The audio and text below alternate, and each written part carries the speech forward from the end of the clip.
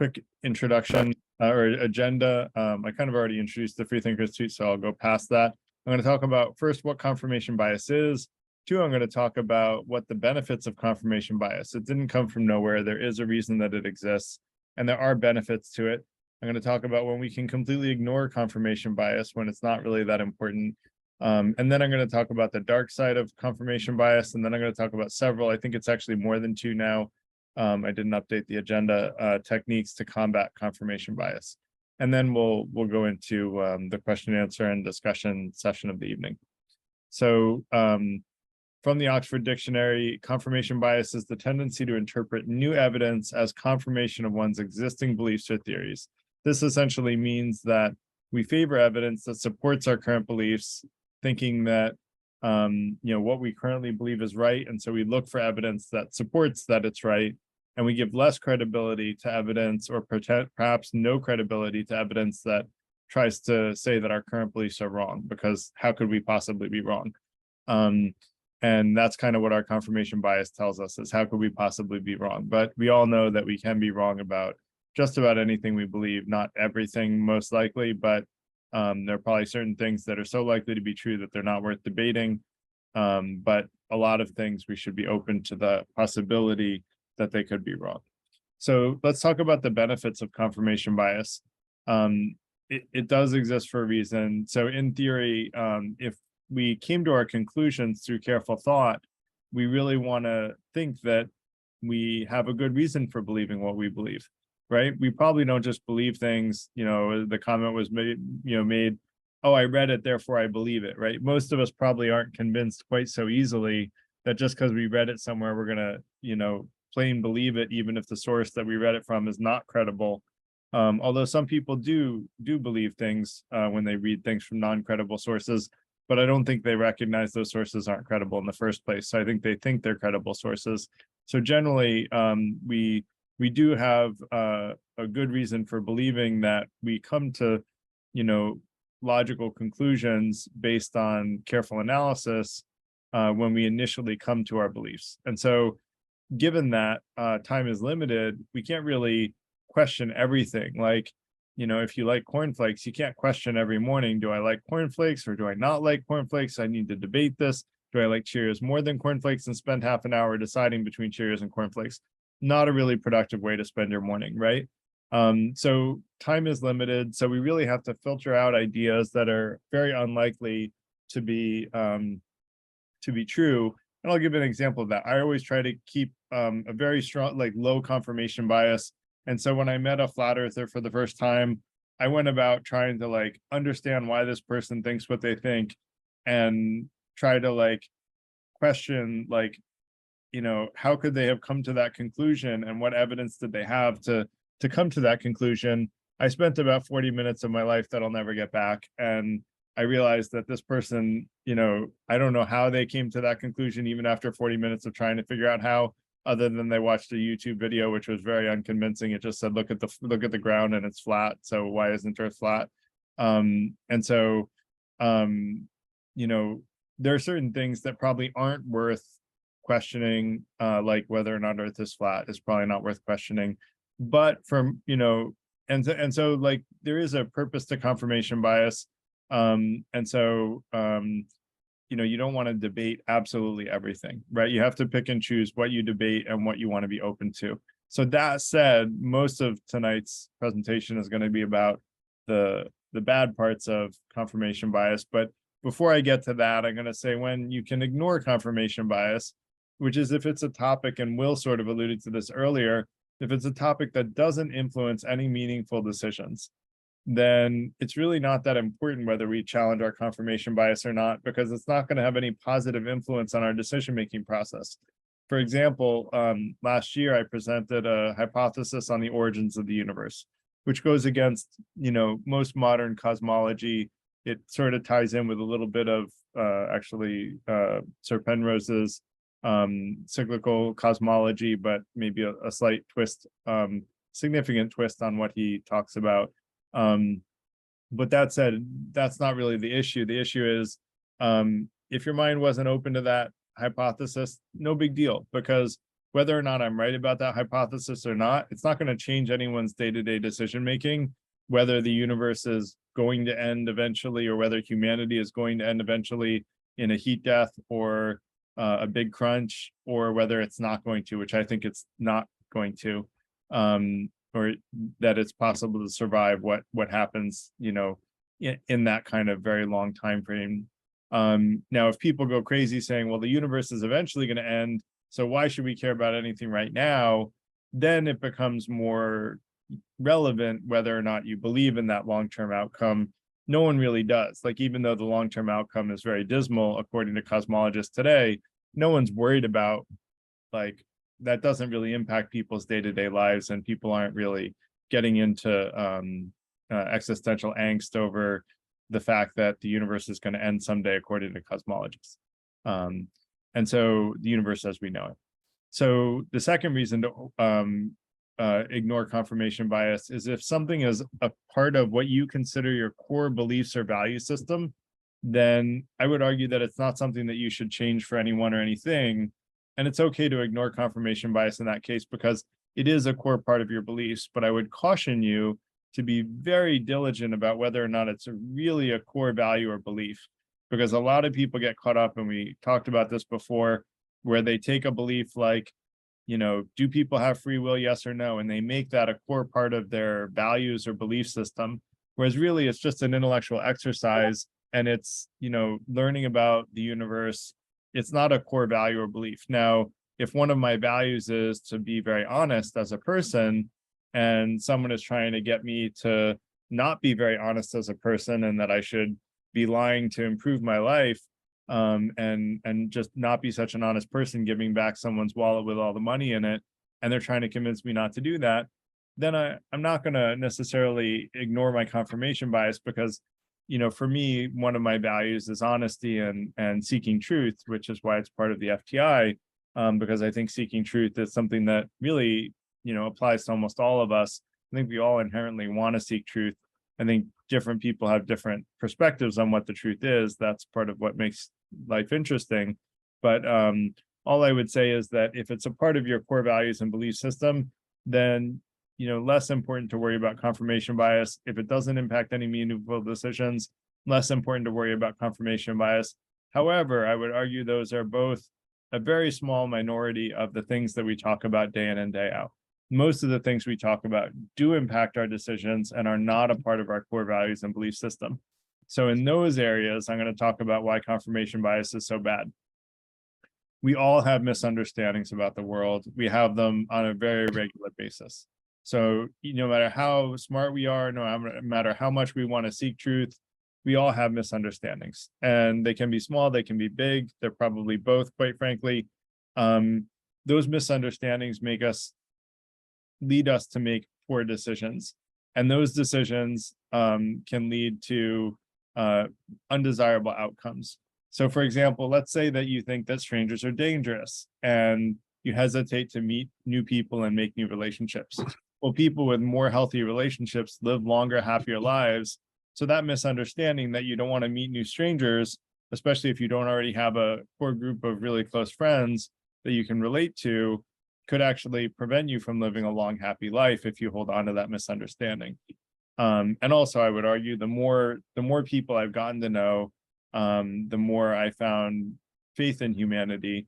Although we are very flawed as human beings, most people mean well and want to do the right thing.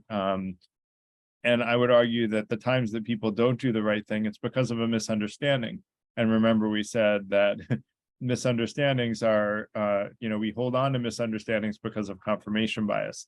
So you can see where this is leading, is that the dark side of confirmation bias is that it prevents us from learning new things, especially about important topics where we can make better decisions with that new data. And that could be new information about the world, or it could be new wisdom. And I distinguish between knowledge and wisdom. Knowledge being knowledge about the world that we live in, and wisdom being better decision-making processes. Wisdom is how do you make decisions that increase happiness and decrease harm, which I would argue is a better decision. And then knowledge is like, scientific knowledge or knowledge about the objective world that we live in. So Confirmation bias leads us to ignore the facts that don't align with our beliefs. Remember, we said that was the definition, and it helps you discount the things that could be more accurate than the facts that you currently believe in, which leads to you not course correcting and making bad decisions based on misinformation, even though a clearer version of the truth that might lead to a much fairer outcome for yourself and for others, and helping you be a better version of yourself would have been available to you. So that's why it's so bad, is because it leads us to make bad decisions. It leads us to have misunderstandings about the world. Like, imagine the flat earthers, they're probably afraid to go in a plane, or, they're going to fly off the edge of the world, or they don't want to take a boat because they're going to take that boat off the edge of the world. Like, it's a very limiting belief to have big misunderstandings about the objective world that we live in.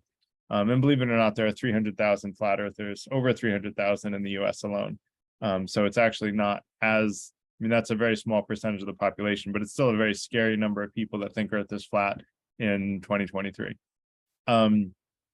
I use that as an example because it's a very extreme example, and that makes for more clear communication, I think.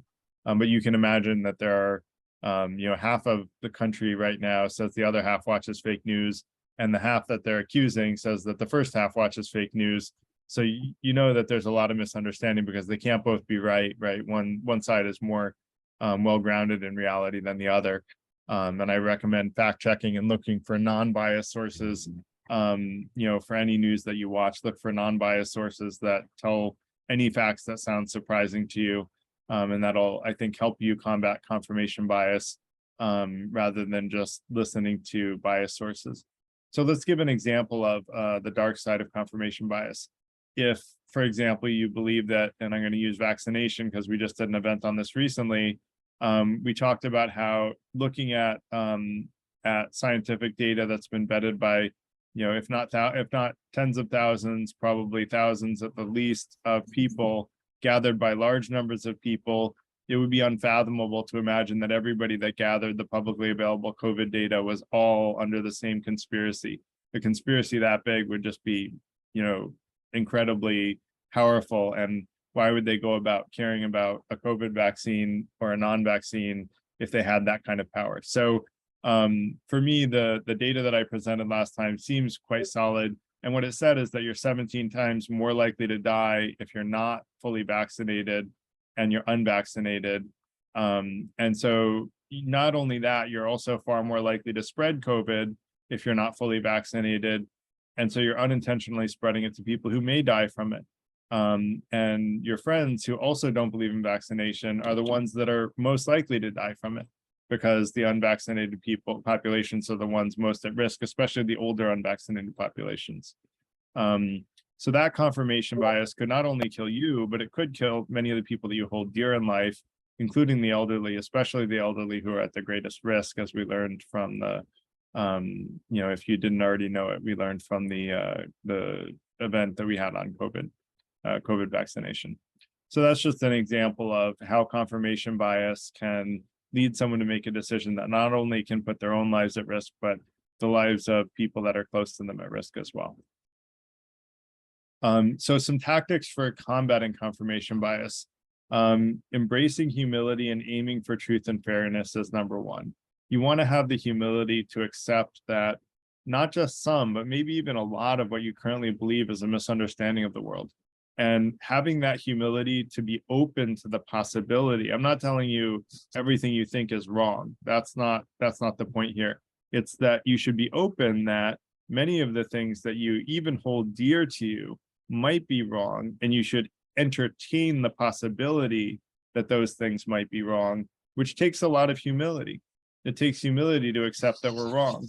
But I think I have the saying later, but if we accept that we're wrong with good judgment, we're immediately right again. We're just more right than we were before. So actually having the humility to accept we're wrong makes us more right than we are when we don't have the humility to accept that we're wrong. As long as you're accepting you're wrong with good judgment and good critical thinking skills. So, you also have to have the humility to accept that some of what you think is wisdom is actually folly, like not a good idea and not good wisdom. And, a lot of people throw around the quote, just to give an example of that, the road to hell is paved with good intentions. And they say that quote to say that you shouldn't have good intentions. That's not even what the quote means. That's a total misunderstanding of the quote that I had most of my life until a friend of mine explained it, because I was like, he said the quote and I'm like, I hate that quote because it's like, what am I supposed to have, bad intentions? And he's like, no, Garrett, that's not what this quote means. What it means is good intentions alone aren't enough. You need to have good intentions plus good actions. And so the road to hell is paved with good intentions where you don't take action on those good intentions. And so he taught me a piece of wisdom from something that I thought was folly. And so I had the humility to learn from him that, I don't think that's what the quote means. I well, think that quote. you're welcome to disagree with me after the presentation, but please wait until after the presentation. Um, so have your aim be to be the best version of yourself, to seek truth and to be fair, which is really the first intention of the FTI, and have the humility to accept that some of the things that you think are right are wrong. And I will listen to Agatha's alternative perspective with an open mind once I finish the presentation, which I would encourage everybody to do at all times, is always listen with an open mind. And that's going to be the next way of combating confirmation bias, which is when you meet someone with a different opinion of yours, you want to suspend all of your current beliefs. This is something that I got from the concept of something called a Bohm dialogue, which is from Bohm, the famous physicist.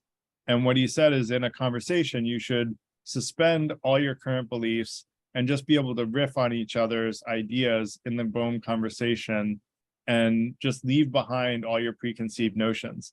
It's a way of kind of trying to completely dismiss all of your current beliefs and your confirmation bias.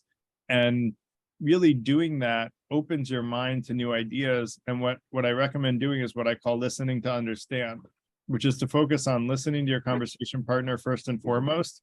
Use reflective listening to show you've actually heard them by repeating back what you think you've heard them say, especially if it sounds shocking and surprising. I think you'll find that when you repeat back something that someone says that you think is shocking, 95% of the time that I do that, that's not really what they meant. I just misunderstood them. And that's why reflective listening is so helpful, because it creates better communication. When you're really shocked by what someone says, always best to reflect it back to them in reflective listening, and you'll get more clarity on what they actually meant. And then asking thoughtful questions that understand why they came to their conclusion is really helpful. That'll help you understand what their underlying assumptions are, which I refer to as axioms. In logic, they're axioms. And what are the logic or the sort of rules of inference, if you will, that they've used from their underlying assumptions to come to their conclusions. If you can really trace their logic, then if there's a flaw in their logic, you might be able to point it out, but you shouldn't do it until you really, really understand their perspective. Now, if they have better reasons for coming to their conclusions than you do for yours, then wow, you just learned something, right? And you learned something, and you did it by combating your confirmation bias, by focusing on listening to another person's perspective first and foremost. And please don't use the whiteboard. I forgot to disable whiteboard.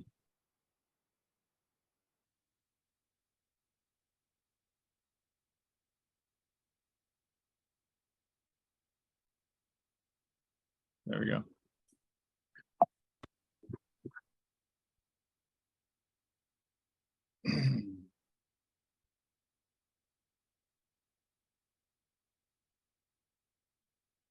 All right. So the next thing is honing your critical thinking skills. I think that was the next one. Yes. So honing your critical thinking skills is really like honing your ability to think logically, to get from underlying assumptions that are very sound and using those underlying assumptions along with logic to come to conclusions that are defendable. And if you start with really sound underlying assumptions and you use logic, you'll create what's called a consistent knowledge base, which means that it's very solid ground to stand on. Now, I held another event last year where we talked about how consistent knowledge bases don't actually have all the knowledge in the universe. And so in order to really know everything that's true, you kind of have to delve into that inconsistent area, which is where science, which is where philosophy, religion, and spirituality dwell. And that's another conversation for another day, but without going into it in detail, it's very valuable to have a very strong, solid, consistent knowledge base, which helps you discern fact from fiction much better, and will also improve your ability to tell wisdom from folly, although a lot of the wisdom versus folly can also delve into that inconsistent knowledge base. But there's also a lot to be learned in the consistent knowledge base side. So as you listen to other people's opinions and criticisms, you'll find you can learn from everybody you meet. You can learn from people who are even like, you may not consider super intelligent, but you may learn things from them anyway. At least you learn how they came to the conclusions that they did and why they came to them. And if nothing else, that can be very insightful. So in the future, we're going to do an event on formal logic to help us all hone our critical thinking skills. That's one of the 5 intentions, is to hone our critical thinking skills in the Freethinker Institute. The second intention is to transparently share our beliefs and listen with an open mind to other ideas. I already talked about the first, so you're getting the sense that combating confirmation bias is very near and dear to all of the first 3 of the 5 intentions, really. So then another tactic for combating confirmation bias is just not to be afraid to change your mind. And this is where I say, if you use good judgment to admit you're wrong, you're immediately right again. You're just more right than you were before. 4 things that you want to keep in mind in a discussion. This came from Daniel Dennett, and I thought it was great wisdom. Is first, express back the person's opinion so clearly to them that they feel like you get it. And then second, list where you agree with them. That builds a bridge between your conversation partner about, instead of just here's where I disagree, which is what most people jump to, list the things you agree with them on and list what you learned from them, because we all have things to learn from other people. And even if we don't agree to their conclusions, they may introduce facts to us that we didn't know about. Acknowledge that fact. Acknowledge that you learned something from them. That's a part of being humble about our current knowledge, is admitting when we learn new things from other people. And then, and only then, should you actually say where you disagree with them along with why, so that if you've really understood their perspective and how they came to their conclusions, then a criticism of their opinions will be a much more well-informed one, rather than what most people do, which is skimming at the surface and disagreeing about the surface level topic, where usually there's a lack of ability to find the root cause of the disagreement. Whereas if you get into a meaningful conversation starting from assumptions and building up the logical argument and understanding the other person's perspective, you'll get to the root cause of your disagreement, and you'll actually be much more prone to combat your confirmation bias, because you're listening with an open mind to ideas that don't agree with your current beliefs. There's another good quote that I should have put in here about, I forget how it goes, and someone might be able to remember it and share it after the presentation, which is close to over, which is about the sign of a mature mind is one that can, hold and entertain beliefs other than the ones that they currently are holding on to. And so, I forget the exact quote for that one. But another tactic is transparency and open-mindedness, which I mentioned is the second intention. And that is, when you share your ideas transparently with your conversation partner, when they respond, you don't want to become defensive about your current beliefs. They are things that you've come to believe, but they're not necessarily a core part of who you are. If you find yourself being emotional, try to take a break, because when you're emotional, you're not going to be thinking rationally, and you're not going to be open to new ideas. You're not going to be open-minded when you're emotional. So make sure that you're in your rational brain in a calm, cool, collected state when someone is disagreeing with you, and consider teaching your conversation partner to listen with an open mind, listen to understand when you're speaking, so they can understand your perspective. So you can transparently share your whole opinion along with why you came to it with them, and then let them explain their position, why they came to it to you. And now you're going to have a much deeper understanding of each other's perspective and why you came to your perspective, the root cause of why you came to your perspective, rather than the surface level conclusions you came to, which is really where most people have conversations, is on the surface. So when your conversation partner objects to your axioms or your logic, you want to make a strong effort to be open-minded to what they say, and look for trying to be the best version of yourself, seeking truth and being fair. And say, if I'm really honest with myself and I really want to seek truth rather than to be right, is it possible that this person has new information, new data, new wisdom, new knowledge that they can offer me, and keep an open mind that they may. And an example of success. So these techniques can not only free yourself from confirmation bias, but they can free others as well. Daryl Davis is a musician who convinced 200 KKK members to no longer be racist. He basically used a lot of the techniques we discussed today by asking racists thoughtful questions about why they were racist. And they couldn't come up with good reasons for being racist. It was like, well, my dad was always racist and he taught me to be racist. But they also recognized that wasn't a good reason to be racist in the first place. And ultimately, he changed 200 extreme racists' minds to no longer be racist. So listening, and he did more listening. He didn't tell them they were wrong. He didn't tell them they were bad people. He listened to them, and he listened to why they were racist, and he asked them thoughtful questions. And by doing that, you learn much more from the other person than you do by restating your beliefs.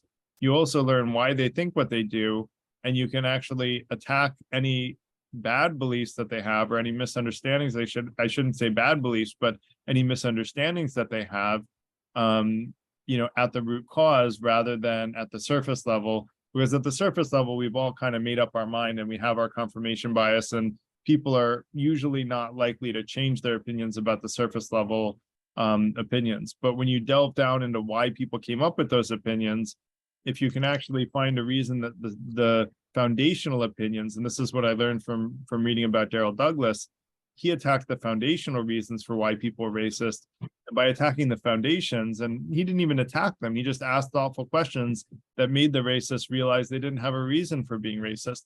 And in doing that, he made them change their own minds about being racist. And so I think actually, asking thoughtful questions, which is Socratic method, which didn't end well for Socrates theoretically, but he is still very famous, and he was a really smart guy. He, for those that don't know, got sentenced to death for embarrassing publicly too many people. He was a little too aggressive with his questions, I would say. Maybe keep it a little toned down and don't go after the big politicians when you're asking these thoughtful questions. The more you learn, though, as you learn more and are more convincing, you'll find that listening to others rather than asserting your beliefs is really the best way to convince other people. You convince more by listening, even though it sounds very contradictory. And so I like to have summary slides. And so I have two summary slides for this. One is about listening and sharing with others. I'll share the deck in the online community afterwards. I'll share it in the chat as well. And then I have another summary slide here about just plain combating confirmation bias. And with that said, I'm going to end the presentation and ask, for people to have questions. Was this helpful? Did you learn something? Whatever people want to say about the presentation or about the topic in general.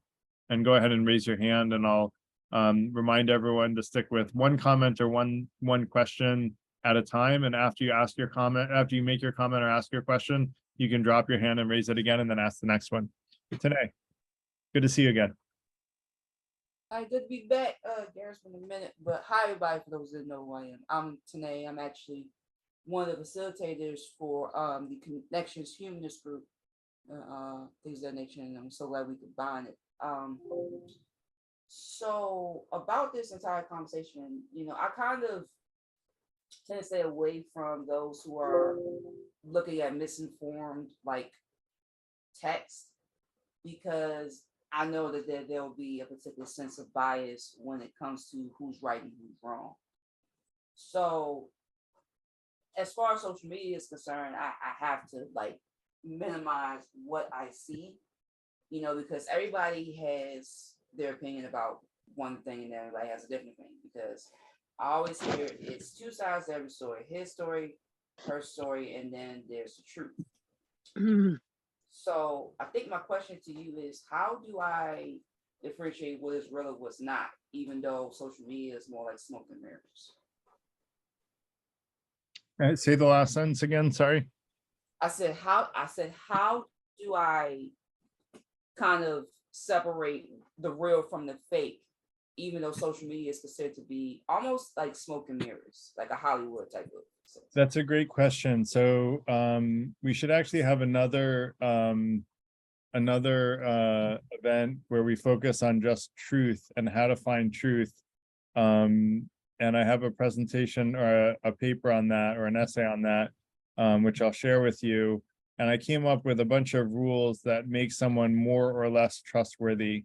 And this is not it. So I'll try to find that. Maybe it's not called On Truth, but I think that there's a long list of things like, if someone is saying things that are not in their own best interests, they're more credible. If someone has a history of telling the truth and of telling you things that turned out to be true when you fact check them from unbiased sources, then that gives them more credibility. And so, there's a lot of aspects that go into that. And I don't know why I'm blanking on the name of that essay. Trust. I think it might be trust. Oh, you know what? It's in my other I think it's on trust. Yeah.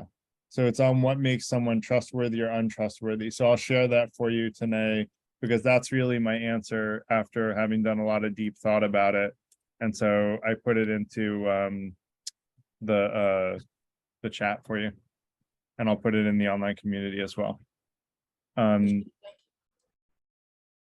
Omalola, am I pronouncing that okay? Yeah, you are. Hi, I'm Amalula, everyone.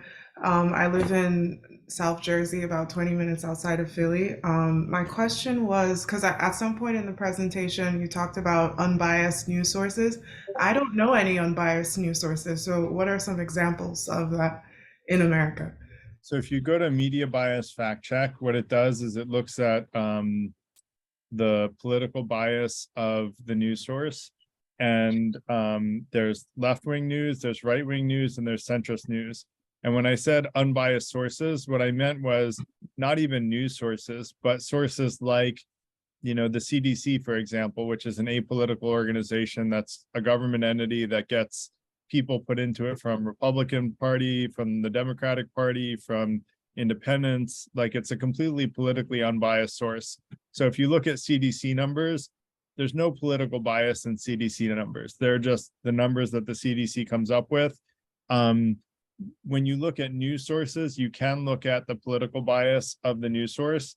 And what I can say is that since the Iraq War, when I started doing this, I fact-checked right-wing news, left-wing news, and centrist news on any major topics that, I felt really strongly about. And what I found is that they all omit, like the right wing and the left wing both omit things that make it look like that favor the other side. The centrist news omits any facts that make it seem like it's biased towards the left or the right. And then one of the two makes stuff up. I'm not going to say which one, but I'm going to leave it to each viewer to read right wing and left wing news. And when something sounds outrageous, try to find someone without the same political bias saying the same thing. And if you can't find it, it's unlikely that it's actually true. And I will tell you that one of the two is more trustworthy than the other. And it's a very stark difference between the two. But that said, does that answer your question? Yeah, it does to an extent. I think there's just no unbiased news sources. Yeah, and I guess what I'm trying to say is that it's not that it's not that it's an unbiased source, meaning that it has absolutely zero bias.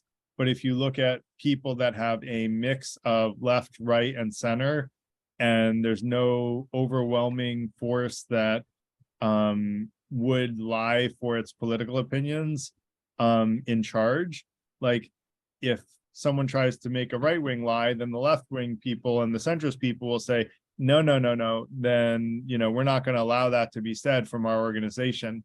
And so if you get an organization that has enough of a mix politically and doesn't have any political motivations, that's what I'm talking about when I say unbiased. But really what you need to do is you need to look at everyone with their biases taken into consideration when you look at the news, because the news has a bias towards even being centrist is a bias, right? Like the centrist people need to make themselves seem centrist. And so they have to avoid saying any facts that will make them look left-wing or right-wing.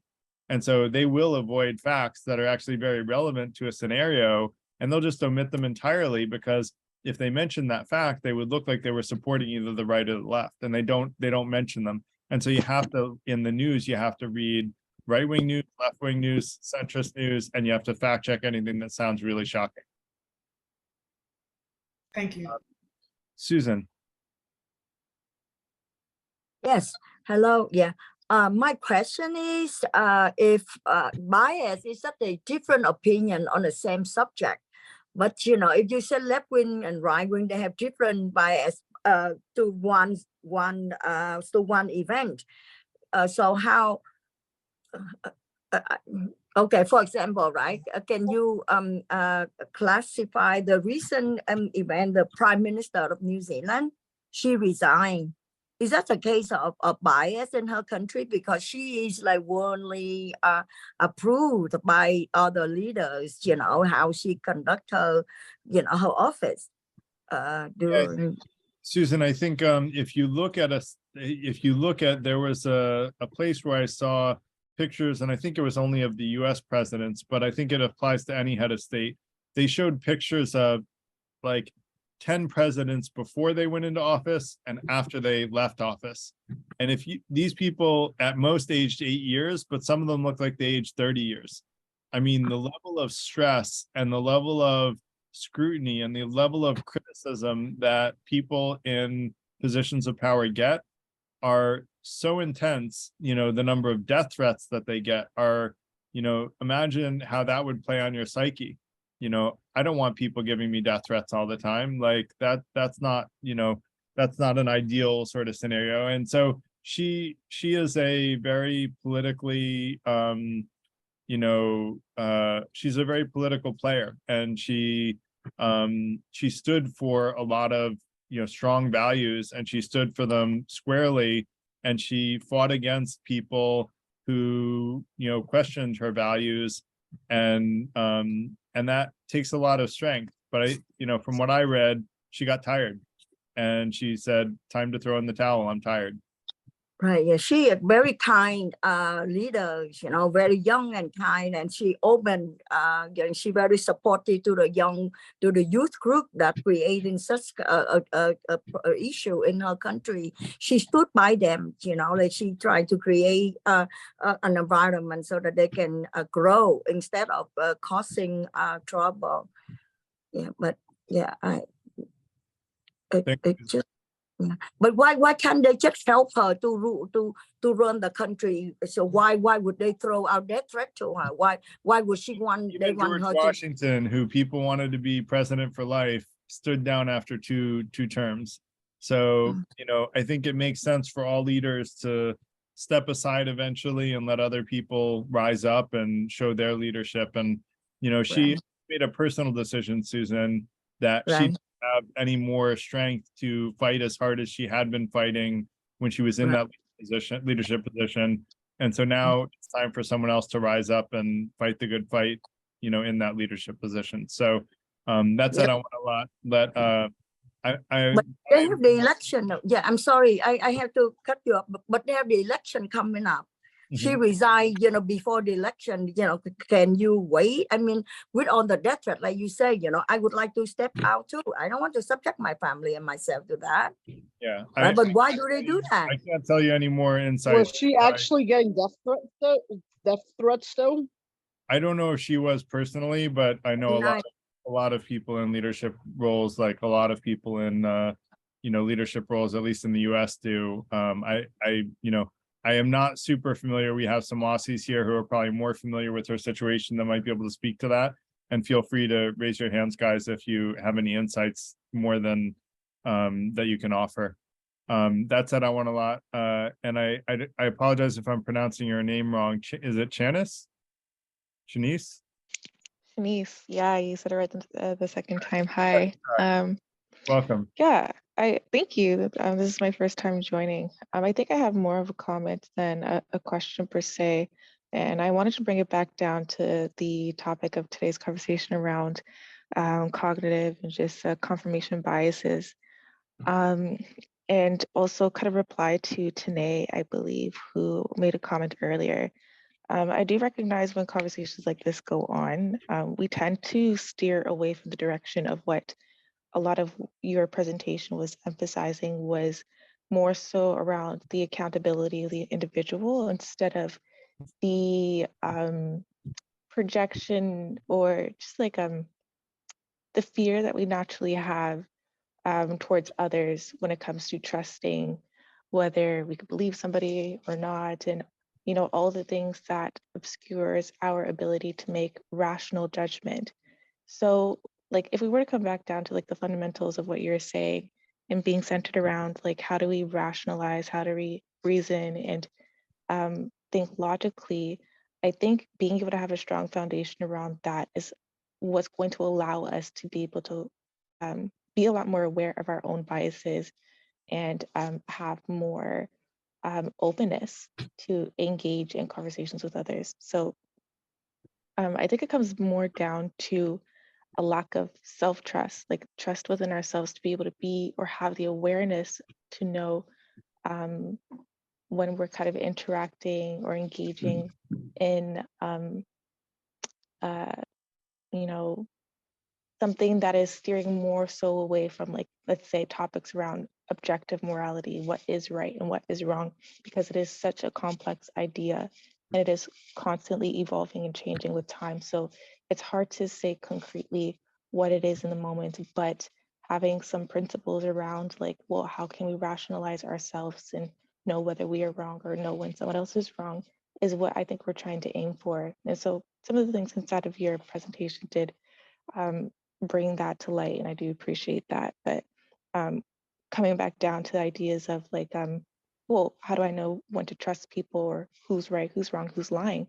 Well, we are very faulty individuals, and so our perception, our memory, and everything is just cannot be guaranteed. So we do rely on things that is constant and that do remain constant to be able to help us, navigate these. So I kind of want to just reply to that for today, but yeah. Yeah, you're honing in on objective morality, which is the key subject that I think we need to talk about another night, although I'm not prepared for it yet because I'm rewriting my essay on that subject. I think what you were saying, if I understood right, and tell me if I misunderstood, is that we're all striving to do what we think is right, but what we need to do is have the humility to and the good judgment to know who to trust and how much to trust them, and to not trust ourselves so much that we don't trust the opinions of others. Am I summarizing that right? I think I have a little bit backwards. It's more so being able to trust ourselves more to know how to hold ourselves and others, just like to, I guess,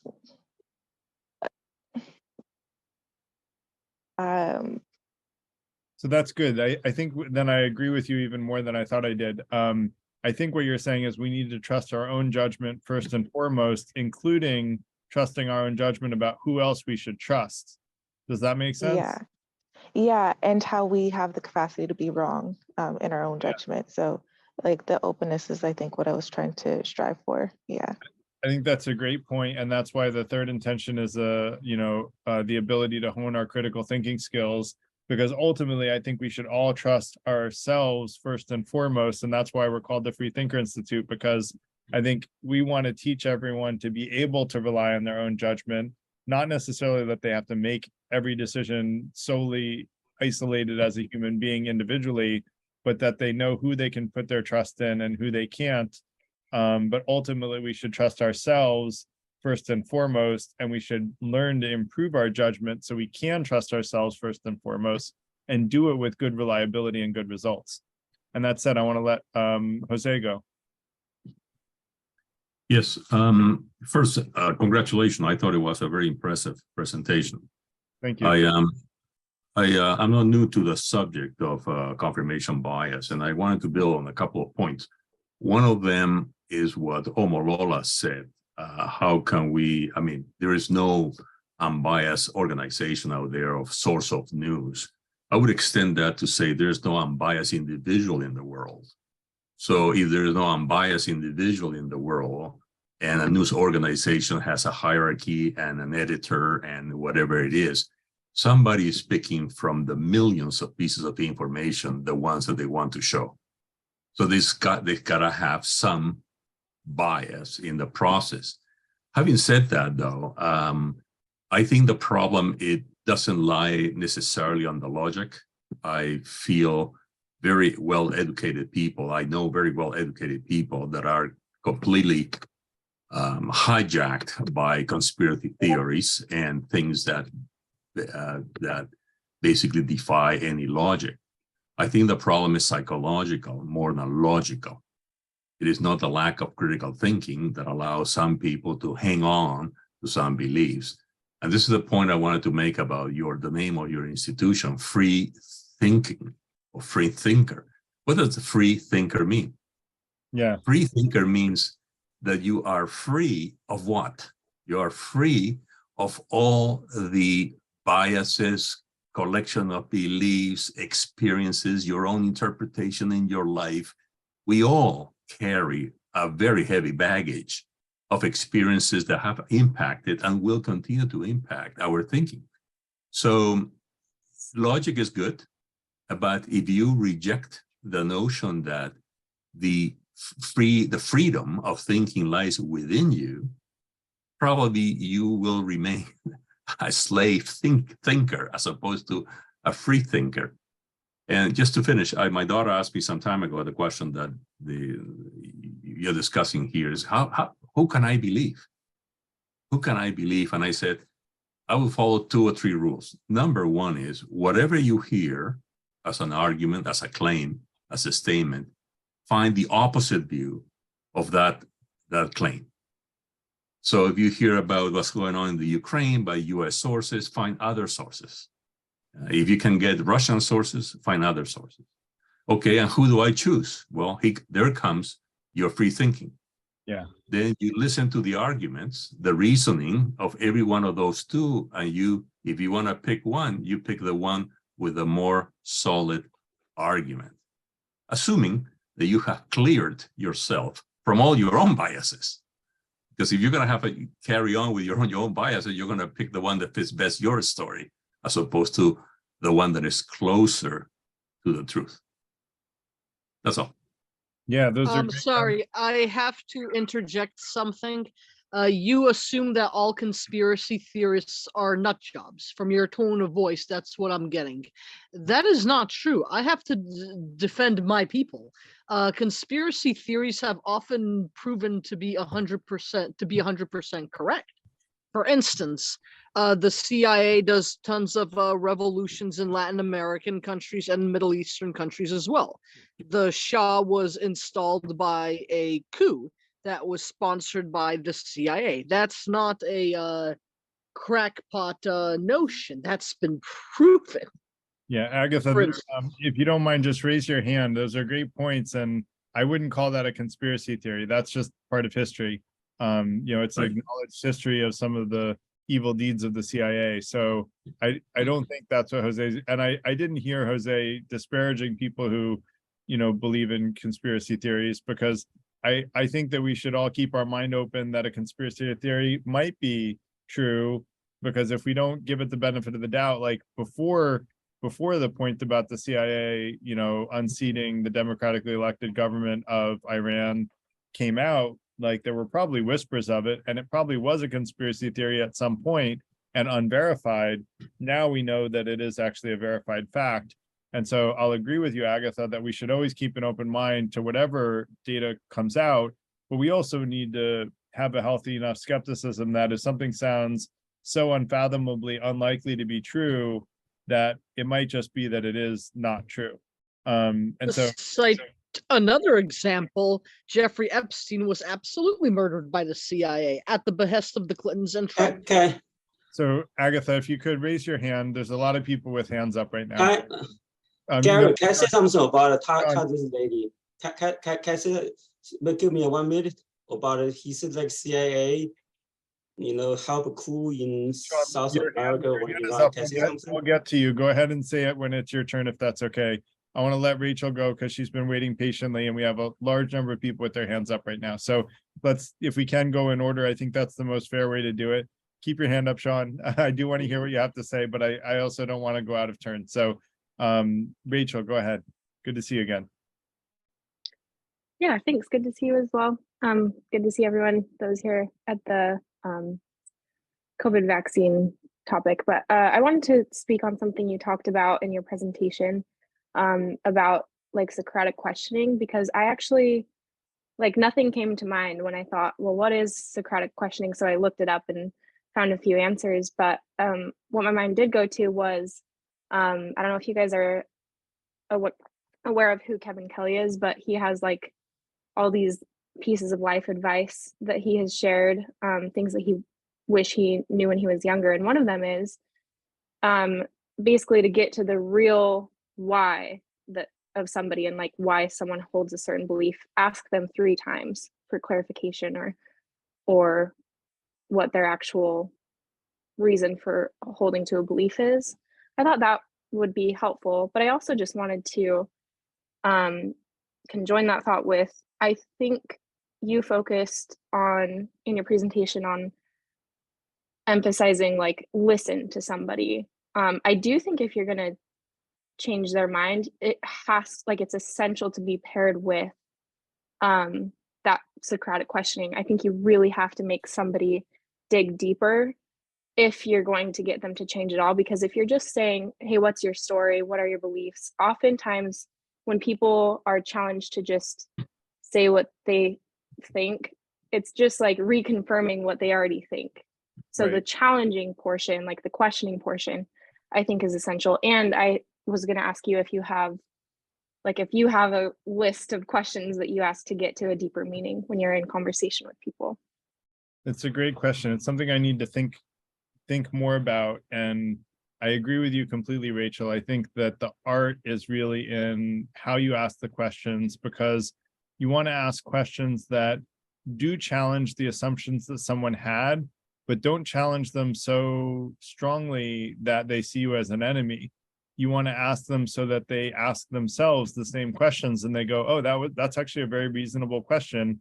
I should have an answer to that. And when they don't have an answer, then they go, oh, maybe I don't have a good answer to that. And maybe I should be rethinking that belief because this person asked me a very thoughtful question that I don't have a good answer to. And I really should have a good answer if I believe that. I'll give an example because Agatha likes the conspiracy theory angle. I'll give an example of a conspiracy theory is there's one conspiracy theory that all of the Democratic leaders are cannibal pedophiles. But if you think about it, the majority of justices in the US are actually conservative appointees at this point because McConnell stopped Obama from appointing people to the federal courts. So the large percentage of federal court appointees are Republicans. And if that were true, there are many Republicans that would love to put in jail all the Democratic leaders. So why wouldn't they just sue them and then have those Republican justices put them in jail for being cannibal pedophiles? So, and when you use a certain level of logical scrutiny, if you can ask someone, who believes in that conspiracy theory, so why is it that no one has prosecuted these Democratic leaders? I would love to know, and maybe Agatha, you could raise your hand if you have an answer to that. Why has nobody? Excuse me, but Bill Clinton was caught having sex with teenagers. Jeffrey Epstein was supplying them, and Bill Clinton is a Democrat. Agatha, Bill Richardson. Agatha, please do raise your hand. I don't think she's right. Okay, we're just ridiculous. Please do raise your hand when you want to speak, Agatha. Like we have again a long list of people that have their hands raised. And I am intending to engage you, Agatha, and I want to hear your perspective, but I want to do it in a fair way, which allows everybody the chance to speak. So, Josh, you have your hand up. Go ahead. Yeah. Let me get myself my Okay, there we go. This isn't going to be a very popular point of view that I'm going to present, but I'm curious to hear your response to it, because you're coming at this from a realist point of view, which presupposes that there is a single objective reality, and that we're all have to measure our quote unquote biases against. But you're probably aware that there are entire communities within philosophy and now within psychology. Many of them, consider themselves within the postmodern camp, that argue that that there is it's dangerous to assume that what we have to measure ourselves against is some sort of a veridical single notion of what is real, because the way that we look at the world is a function of what our purposes are. In other words, we interpret the meaning of events in relation to our aims and our goals. And so in a sense, each of us live in slightly different worlds. And so what you end up with is an endless kind of a moralistic finger pointing on the basis of this assumption that, there's a correct perspective and one side or the other gets it wrong. And so the whole notion of cognitive bias is sort of presupposes that point of view, kind of like the original approaches within cognitive therapy, which assume that there's a correct reality, and then our schemes of understanding can become distorted with respect to the correct set of facts. But more recent approaches talk more about what's adaptive to us in terms of our ability to get along with people, rather than lashing upon the veridical truths of the world. We're never going to end up getting along with each other if, especially in the current polarized circumstances, political circumstances, if we assume that one side has the monopoly on truth over the other, and even the notion that there's some sort of a medium truth that we can arrive at by sort of striking the difference between the sides, I think it misses the point. The most difficult thing in the world for any individual to do is to recognize that the other person's perspective, that their set of facts is guided and made intelligible by the larger framework of interpretation. And what we have a resistance to doing is to assuming that within their way of looking at the world, that they feel justified in their actions. And so rather than attacking the objectivity of the perspective, we can get along with others more effectively by stepping inside of their perspective and understanding why the world appears the way it does to them. Then there are ways that we can kind of negotiate and find ways of accepting each other and coming upon maybe some shared useful understandings among us, rather than holding on to this notion of the objective truths, which more and more the philosophical community is moving away from. So do you think, I gave the example of flat earthers. Do you think it's not objectively true that Earth is an oblate spheroid, and that it is equally possible that Earth is flat? Everything that is involved in that conception of it involves the way that the measuring devices that we've invented in order to take a look at the Earth, and those measuring devices are part and parcel of the conceptualization itself. So in other words, we're not. There's a rich kind of a framework within which the facts appear differently than they did within. It's not as if we're looking that we arrive at this new conception with the same set of larger facts. Everything about you have to think about the scientific truths in terms of paradigms, and paradigms are like gestalts. Every piece is the meaning of every piece of the gestalt in the scientific theory is defined by its relationship to every other. So you turn the thing on its head, which is what happens when you have a change in scientific conception, for example, from the Newtonian worldview to the Einsteinian to the quantum worldview. These are different ways of looking at the world. It's like those optical illusions where you can see the old woman or the young woman, but you can't see both at the same time, because every piece, every pixel within that picture has its role redefined. So you're not really looking at the same world, which is why we end up talking past each other. I agree with your point that, that we shouldn't consider that one side, like left or right or Republican or Democrat, has the exclusive hold on the truth. But I guess I don't tend to buy the postmodernist view that there is no such thing as truth, that the whole idea of objective truth is nonsense. And we're going to have Remco give a presentation on Wittgenstein to sort of lay the groundwork for postmodernism. So you should come to that event, because that'll be what that's about. I think you'll like it. I'm looking to learn, to combat my own confirmation bias, where, one of my core values is to seek truth, to seek objective truth. And I'm willing to combat my own confirmation bias that, maybe objective truth isn't the right thing to seek. But for right now, I believe Earth is an oblate spheroid, and I think that the science is very clear about that. And I think it's very, very unlikely that Earth is flat. Now, theoretically, if Earth was flat, everything else that I know goes out the window. I don't even know if I exist myself. And at that point, I can't really live my life questioning at that level of lack of clarity. And so for me, just from a pragmatic perspective, believing in objective reality makes a lot of sense. So that said, I do appreciate your opinion, Josh. It is very intellectually interesting. Although I would argue that it may lack in practicality the level of intellectual interest that it also has. But I do want to let Avery go, if that's okay, Josh. Hi, Avery. Hey, how's it going?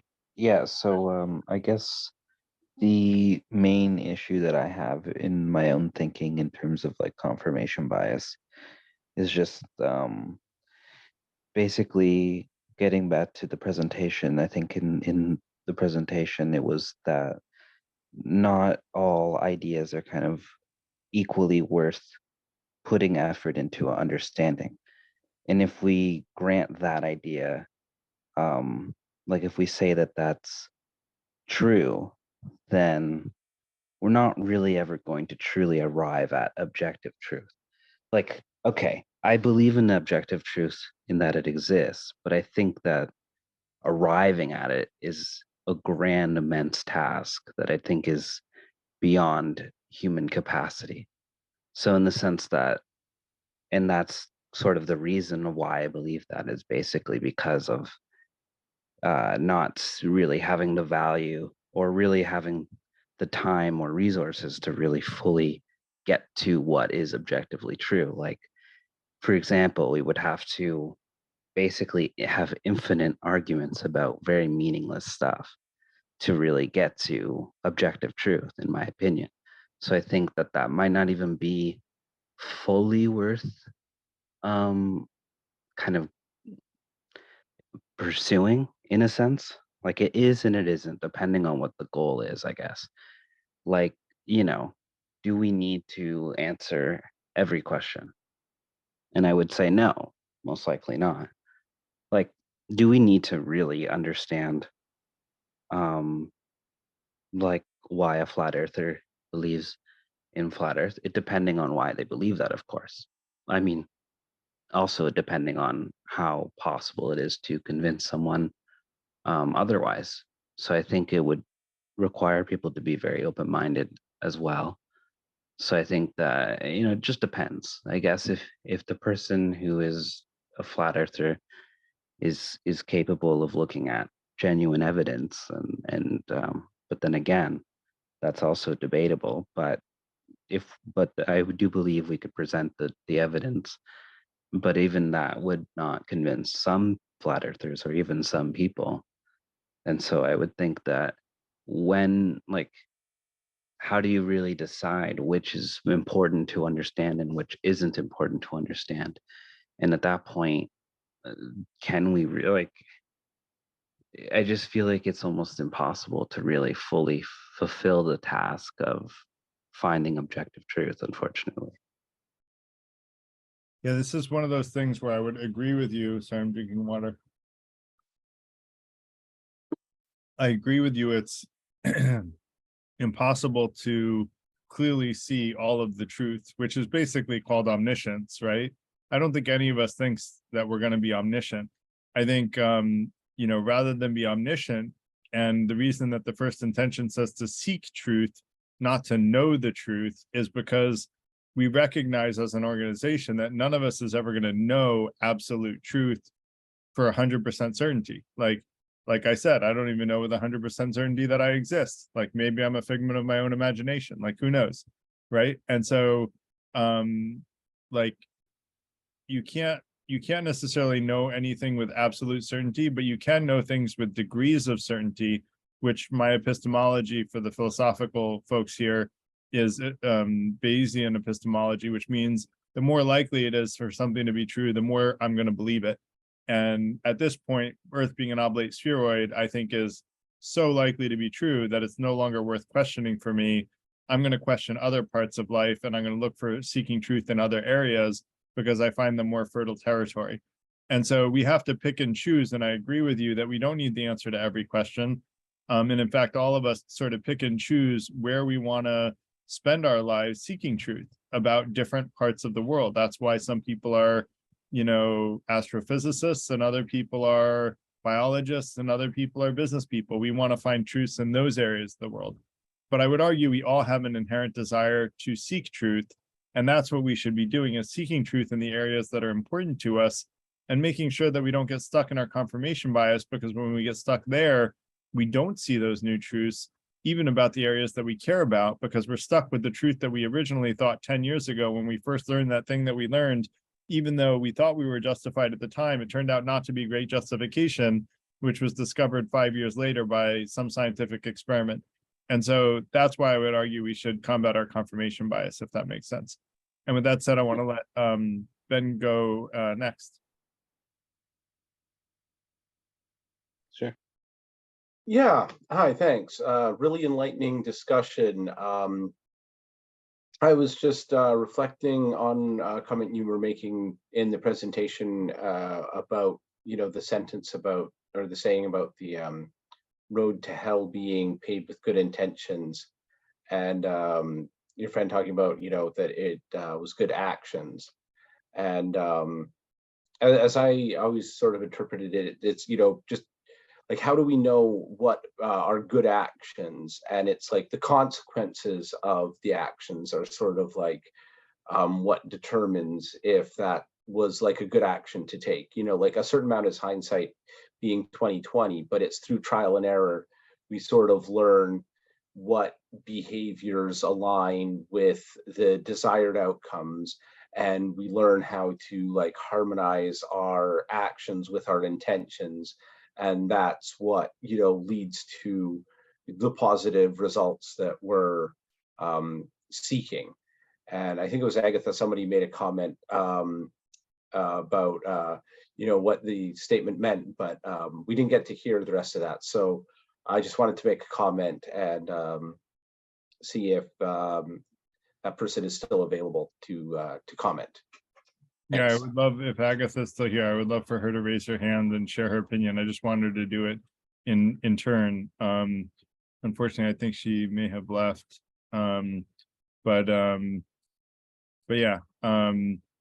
So to your point about you know, what are good actions, I would argue that the first step to good actions is to see the truth clearly. In order to know whether or not something is a good action, you have to see the truth clearly, because if you have a complete misunderstanding about the situation, what you think is good might turn out to be very wrong. And I would actually argue that all the people doing evil in the world really think they're doing good. They just have a misunderstanding about the world.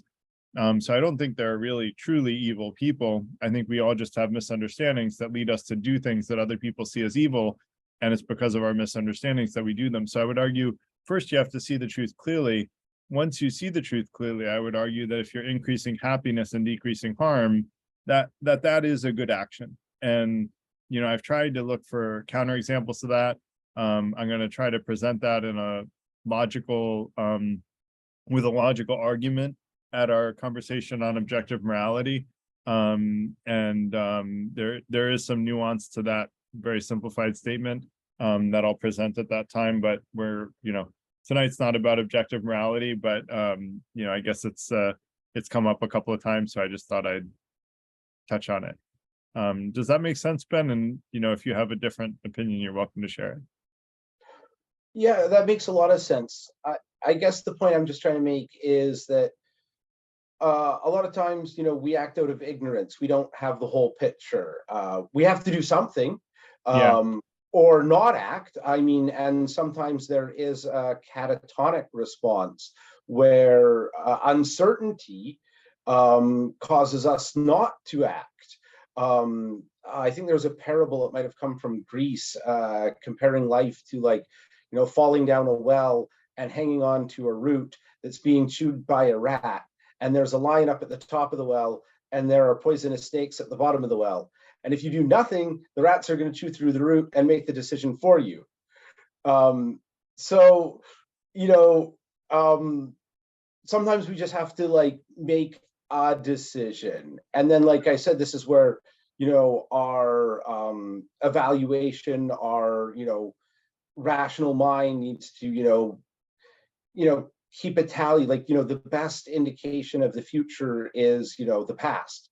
So, you know, if we're repeatedly making the same mistakes, the same choices that are leading to the same undesirable outcomes, we need to, you know, look internally at the reasons for that, and maybe try to, you know, get at a deeper understanding of the truth to make the better decisions that we're trying to make. Yeah, and I think you make a great point, is that we have to either act or not act, and not acting is an action. Like, sure, it's not acting, but you're making a decision to not do anything. And for those familiar with Dante's Inferno, there's actually a special circle in hell in Dante's Inferno for the people who actually chose not to act when other people were doing bad things. So inaction lands you a place in Dante's hell. Whether you believe in Dante's hell or not, I don't even know if it was ever meant to be taken seriously. But that said, I think great comments, and thank you for making them. And Sean, why don't you go next?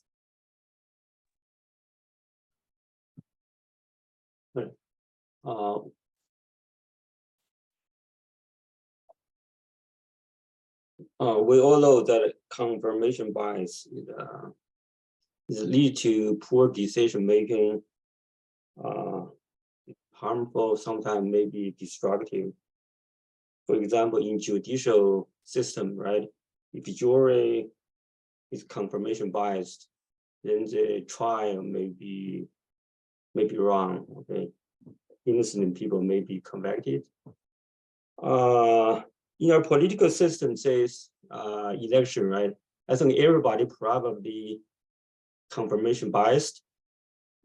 We all vote for candidate who represent our value, our view to problems or matters. So this is okay, right? So this I don't think we can overcome this this type of confirmation bias. Now the question is, if you know a candidate had an obnoxious personality, intentionally mislead voters, then that's destructive. Do we have hope, like, to solve this kind of problem? This is my question. Okay, I feel like, look, all politicians may not make empty promise. We understand, you know, because they're hand tied by other parties. Something you want to do, you can't do it because, you know, our system. This is normal, right? But if someone intentionally mislead voters, and he doesn't care about our country, only care about his ego, you know. So, but voters still vote for him. That's horrible, you know. Confirmation bias. Okay, for me, that's no hope to solve this problem. Yeah, so you said a couple of things. First of all, as far as juries and confirmation bias, it's actually up to the lawyers on both sides of the trial to eliminate jury members that might have significant confirmation bias for or against either party in the trial.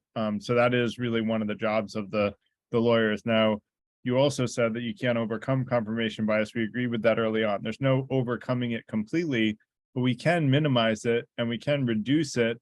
And that's all I'm suggesting that we make a strong effort to do, is to minimize our confirmation bias so that we can see the truth more clearly and not get stuck in bad ideas.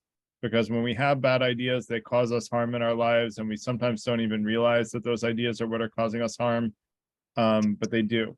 Misunderstandings cause all kinds of harm to ourselves and to others, and so seeing the truth really clearly is super important to me. In terms of someone intentionally misleading voters being horrible, I agree with you. I think that voters often have their own confirmation bias, and if someone tells them something that feeds their confirmation bias rather than helps them overcome it, then it can come into a situation where, you know, a politician can feed confirmation bias and feed on fears and get a lot of support for misleading people. And that's a very real scenario that I think politicians have probably played since ancient Greece.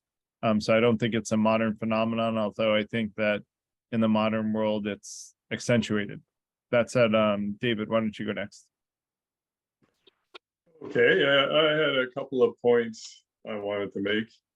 The first, just to clarify, confirmation bias has to be balanced with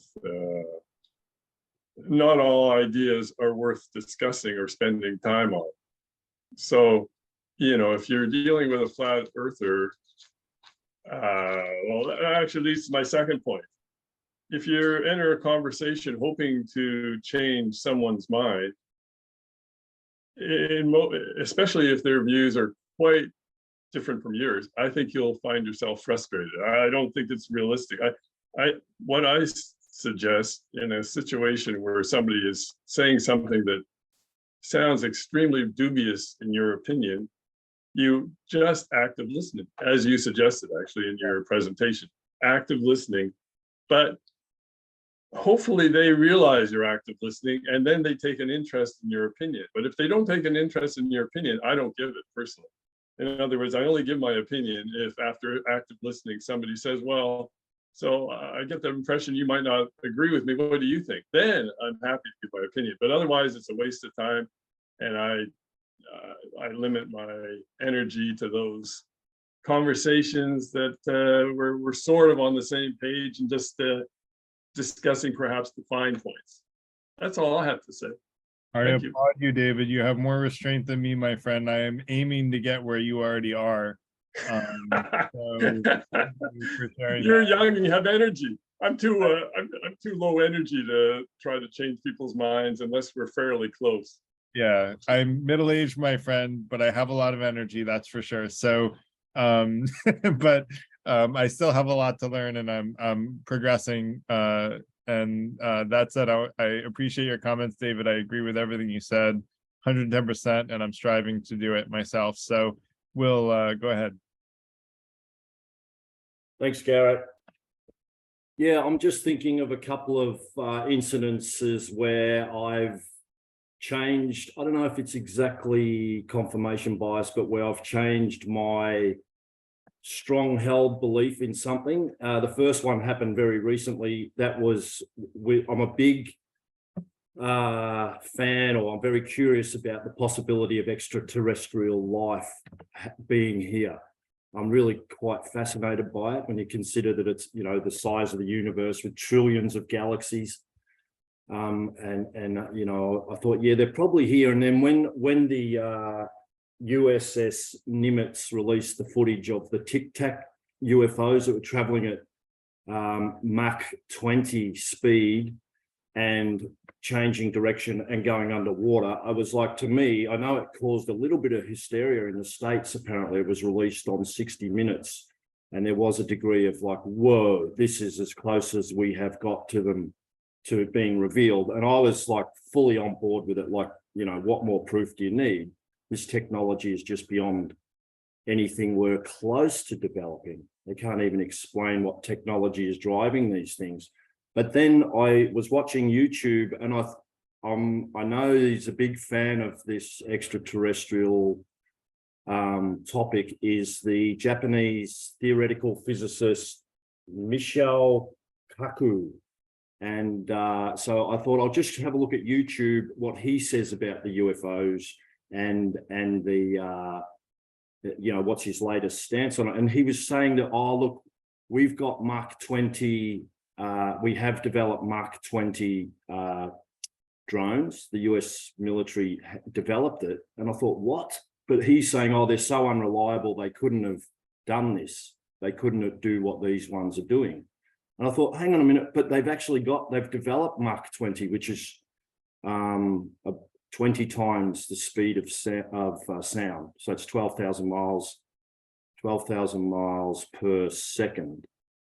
Is it? Or a minute? I don't know. But anyway, they've got that. So I Googled it, and the US military developed that technology. They had it in 2014, the ability to, they're flying drones around at Mach 20. So anyway, I don't want to go on about the UFO topic. I'm getting off track, but I instantly changed my mind. And now I'm on board that, you know, it's quite possibly this whole thing is a storm in a teacup because it's US military technology that everybody's freaking out about. So I was pretty happy with how quickly I just changed my long-held belief. But the point is, I just needed that one bit of clear evidence and bang, I've changed my mind on something that I firmly believed previously. But I still reckon they're here, by the way.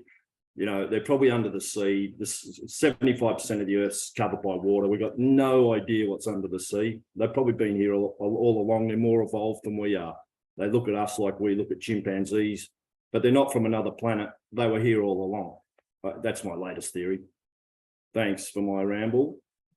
Interesting. Thanks, Will. Yeah, I would argue, I actually have an essay on extraterrestrial life, and the 60,000 foot version of the article or the essay is, if you look at, you know, even the visible universe and how large it is, the idea that in such a gigantic, you know, just unfathomably large universe, that we are absolutely the only planet that has any life on it whatsoever. And you also look at how old our planet is and that it's relatively young, and that humanity as an intelligent life form is extremely young in the planet's history. Like, to think that there's no other life in the visible universe seems unfathomable. If my hypothesis on the origins of the universe is correct, it's an infinitely large universe. And so there's actually infinite opportunities for life, and therefore infinite life forms out there in the universe. So I don't know what those videos were of. I saw some videos that looked surprising where military personnel in fighter jets seemed very surprised by the stuff they were seeing. But that doesn't mean that there wasn't some DARPA project that did it. But, you know, at the end of the day, all of that for me is outside of my control. So as a practicing Stoic, I don't worry too much about it. I focus on the day-to-day. So that said, it's intellectually interesting stuff, but doesn't impact my day-to-day decisions too much. That said, Jeff, go ahead. Yeah, my point I just wanted to make about seeking the truth. And in my business, we have another bias called availability bias, and that's the availability of information. And, you know, when I contrast when we as a group where I work, when we think about trying to get to understand, dig down, peel onions, and get to the understanding of what we're evaluating. You know, we have a lot more information today than we did 25 years ago, before we were able to surf the net, and then before the web had so much information out there, and even contrasted with 50 years ago, and you know, those poor people 50 years ago. And hopefully, you know, 10, 20 years from now, as long as the information doesn't get distorted by bad actors on the web, I'm encouraged that hopefully we'll be able to get to, you know, have more information, more availability, less availability bias, and then be able to get to understanding what the truth is. That is a great conversation topic. Is, will the future of humanity see a clearer version of the truth or a more distorted version of the truth? And I think that the jury's still out on that, Jeff, but it's a really interesting topic. And when you say those poor people 50 years ago, I think of my grandparents telling me before refrigerators existed, when they used to get ice blocks to like keep their milk cold in their ice box. It was literally a box where they would buy ice and they would stick ice in it to keep things cold enough that it didn't rot. And you know, how we've come in just a couple generations, how far we've come in just a couple generations. And so I'd love Ellis to add a conversation about the truth and what are the forces moving us in the direction of seeing the truth more clearly and moving us in the direction of not seeing the truth more clearly. And how do we, I think we all have hopefully an inclination to want to see the truth more clearly. How do we help support those of us that are trying to see the truth more clearly so that the truth will become more clear over time rather than being more distorted? I would argue that, it's been a long time since, like people actually believed Earth was flat. And so there are now, like I said, over 300,000 Americans that think Earth is flat again. I don't think anyone saw that for a very long time, up until, hundreds of years probably it's been since people thought Earth was flat, up until modern technology allowed us to spread misinformation so readily. So I think the truth itself, there is truly a war on truth going on right now. And part of the reason I started the Freethinker Institute is to come in on the side of truth in that war on truth. And my method of doing it is to teach people critical thinking skills and to think for themselves, because I think it's lack of thinking for ourselves that helps misinformation spread. It's lack of thinking at all, or lack of thinking for ourselves and lack of knowing how to think critically that allows misinformation to spread. So this is very near and dear to me, Jeff. So I think we should have a separate meeting on that topic alone. Thanks for bringing Katie. Another related one for seeing the truth clearly is starting with what you want to believe about something as a distortion. It might be like, I don't know, it might be like, I haven't researched it. So it might be like, oh, there was slavery in the US. It might be like, well, I want to believe that we weren't bad. So I believe, so I find a way to rationalize it. Well, there was slavery everywhere. You know what I mean? I find like I start with the belief and then I start searching from the belief that I want to believe. Well, it wasn't that bad, or those people did that too, or, that's another one. Yeah, I do think starting from what we want to believe is a form of confirmation bias. It's right. Like we want to believe it because we have some sense that is truth. And so we want to look for things that confirm our current preconceived notions. In the case of slavery, I mean, slavery has existed for a very long time.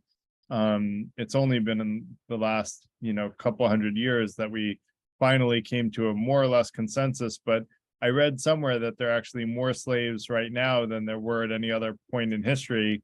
I don't know if that's true. I didn't fact check it. If anyone wants to, we can fact check that. So even though slavery is more or less universally admonished, there's still an unfortunately large number of slaves, which says that we're not doing such a good job of enforcing morality.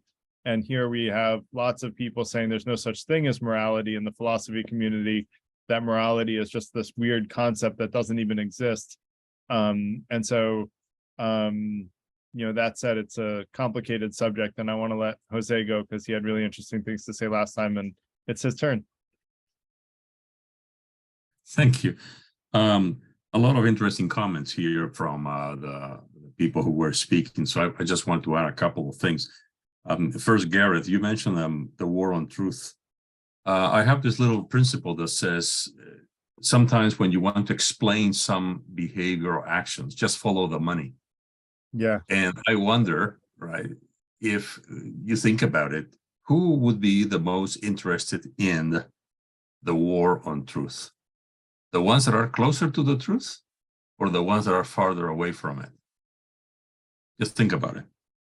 The other point, Jeff was mentioning the availability bias. Maybe I'm incorrect here, but the availability bias is not availability of information, is that you rely, and that's why it is called a bias, is because myself rely on the readily available information. So the fact that we have a lot of information these days compared to 40 years ago when I was going to school, it's not an availability bias. It's just the fact that there's more availability. The question is, can you rely on it in the same way your parents or my parents rely on the information before? I don't know. So I just wanted to clarify. I think availability bias is that. It's not the availability per se, is the fact that you pick on the most readily available information to form a judgment. The other point I wanted to make is what Will was talking about, the extraterrestrial. Two comments about that. I think it's important to understand what the question is. If somebody were to ask me, do you believe in extraterrestrial life? I'm with Garrett here. I said the universe is very large. Who knows? But I suspect that there's life somewhere else, right? However, if somebody tells me, do you believe there is extraterrestrial life on Earth? Different question, right? And that one, I will have more doubts than on the first one because I haven't seen convincing information. But going to convincing information, remember, our minds are a 3-gear car. It's not a 2-gear car. It's not that our minds rejects or accepts. Remember, there's a 3rd gear that is called suspend. So the fact that I believe in A before extraterrestrial, there are no extraterrestrial life on Earth, and all of a sudden I have an information that says there is, I don't need to switch from accept to reject or from reject to accept. There's an intermediate point that says suspend judgment until you have additional information to reverse your prior belief. And finally, a point that I wanted to make about what David was talking about, that in fact, it is a little waste of time to convince others that are not prepared to listen to reasons. And most of them are obviously the ones that are on the other side, that they don't have enough reasons to believe what they believe. I found 2 or 3 interesting observations. I was really concerned about that when in some meetings we were, a friend of mine and myself, who were dealing with people like that. And we said, we ask ourselves, where does our responsibility lie? When you are in a group of 10 people, 15 people, and someone is clearly dispensing wrong information. So we had that discussion with my friend. I said, well, he said, well, it's a waste of time, right? And it is true. Sometimes it's a waste of time. But I was not on the waste of time. I said, do I have a responsibility? If we have one person there that is just dispensing misinformation right and left, what's our responsibility? Anyway, we didn't take any action at that moment. We continued the debate later. But that's a question I always wonder, right? Because it's definitely difficult. But I mean, not everything that we're responsible for is easy. And the other thing also I learned from reading a lot of scholarly articles, because I was really surprised with the amount of misinformation in the US. I mean, many years ago, I'm from Canada, by the way. And I was saying, why is people not reacting to this misinformation? And all the articles I read, they talk about that. I think Katie was the one who said, I mean, we believe it because we want to believe it. It's psychological. So we're not prepared to debate it because we want to believe it. And to me, that has been the more satisfactory explanation of why critical thinking crumbles when you're facing people that have a belief not supported by many facts. That's all. Thank you. That was a lot and very good stuff. I think you're honing in on an important point, Jose, which is like, do we have an obligation to combat misinformation? And you know, I manage sometimes some anonymous chat rooms, and I had someone in one of my anonymous chat rooms who was, you know, had some unsavory beliefs, let's put it that way.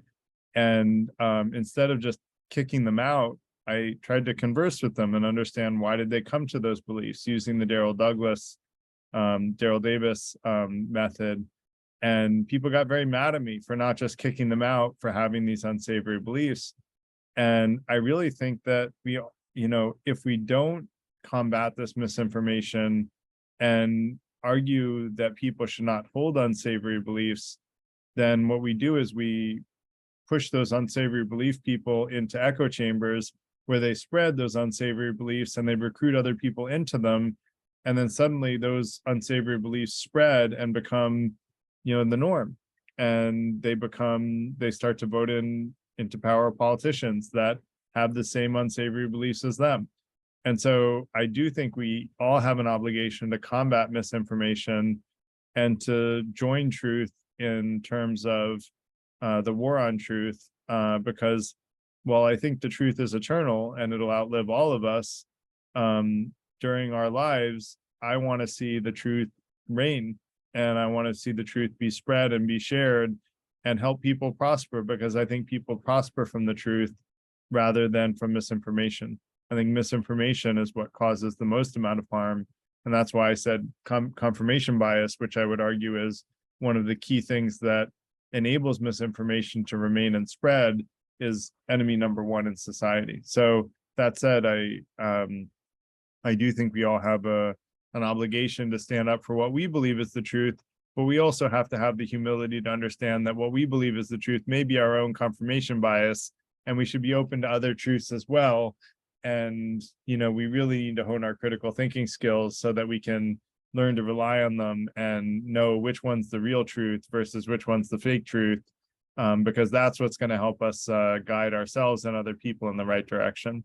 And that's what this community is all about, is helping each other, guide ourselves in the right directions and guide each other in the right direction. So that said, Ellis, you have your hand up. Go ahead.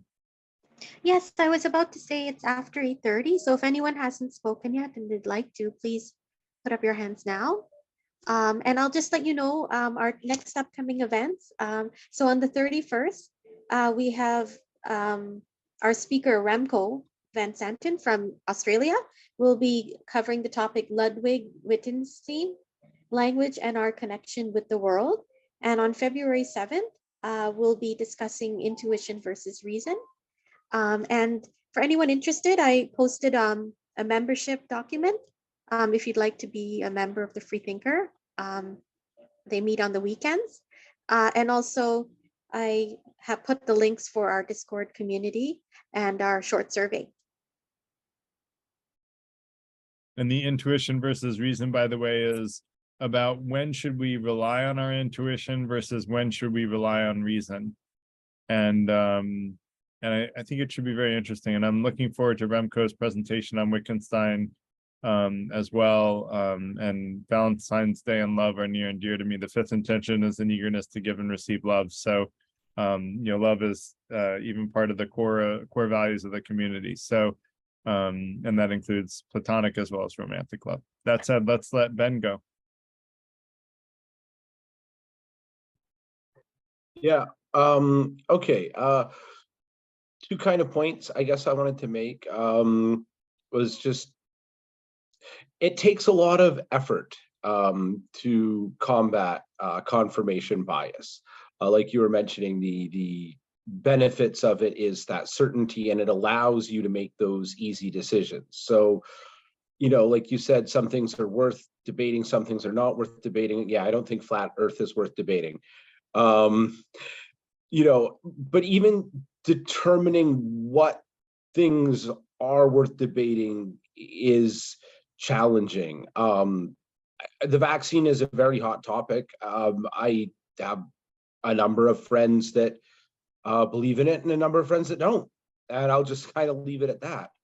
I just wanted to also mention, when we're looking at slavery, I'm not sure about fact checking on the aggregate number of slaves globally, but one thing that needs to be kind of considered when we're looking at that and social realities is something called the New Jim Crow, which is basically looking at the prison population in the States, the racial makeup of that population, and the work that they're expected to do for next to nothing, which is basically tantamount to slave wages.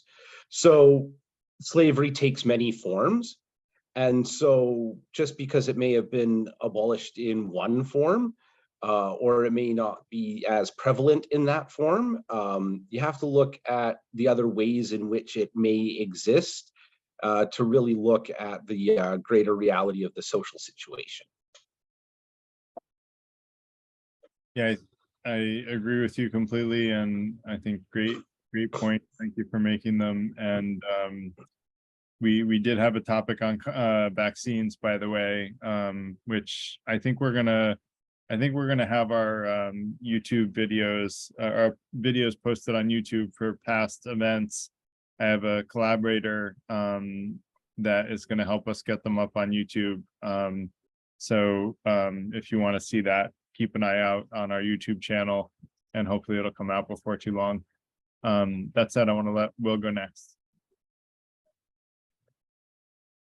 Thank you. Yeah, well, I'll keep it very brief because Ben said pretty much exactly what I was going to say. I was thinking about slavery, Garrett, when you mentioned the topic, and how many people are in effect slaves, because slave masters in the 18th and 19th century, they kind of paid their slaves in food and lodging, if you could call that a form of payment. Well, that's all people are getting today, to work in the most mundane, boring, heartbreaking drudgery for life, just so they can pay the rent and get food on the table, and that's their life. So they might as well be slaves.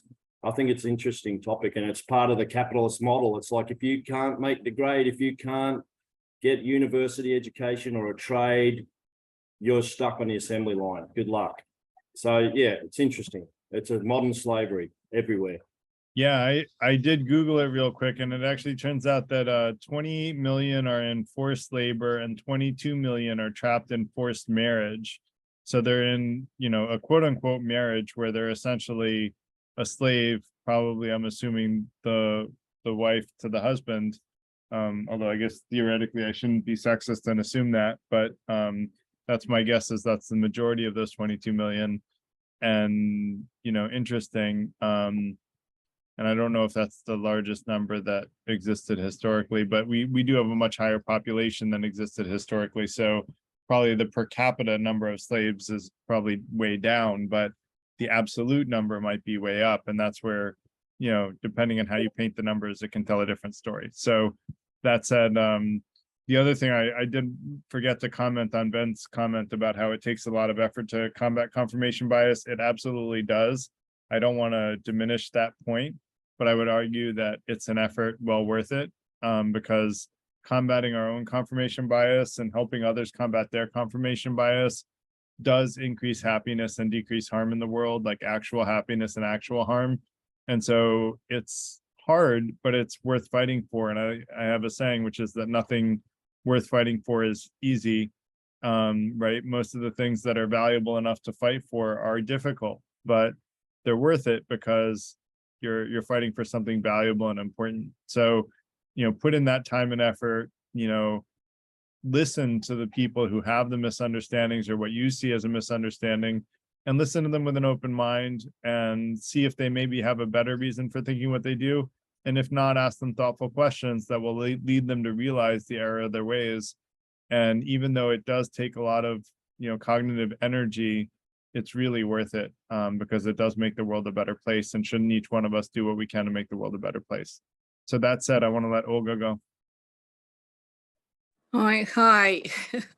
Thank you. Yes, but I could comment on anything what was said, and I actually maybe agree with everyone at some point. But, I could say, for example, that yes, of course, we should not discuss how if Earth is flat, but we have, for example, absolutely mathematical statement that universe probably is flat, and you probably heard it. Yes, so we don't know what these people actually hearing and what kind of conclusion they're making. You see, so mathematically universe could be flat, but mathematically, you see, and so if we have, for example, simulation theory, when they say it's a simulation hypothesis. You could read it about it on Wikipedia, for example. And then all information then in our 3D world could be